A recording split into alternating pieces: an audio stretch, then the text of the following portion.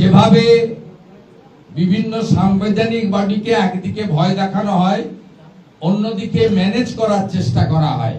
প্রথমে ম্যানেজের চেষ্টা হয় যখন ইলেকশনে অবজারভাররা আসেন, পুলিশ অবজারভার হতে পারেন, সিভিল অবজারভার হতে পারেন, জেনারেল অবজারভার হতে পারেন, অথবা অ্যাকাউন্টসের অবজারভার হতে পারেন। তাদেরকে যেমন প্রথমে ম্যানেজ করার চেষ্টা করা হয়, পরে তাদেরকে ভয় দেখানো হয় এবং প্রয়োজন হলে ব্যক্তিগতভাবে আক্রমণ করা হয়।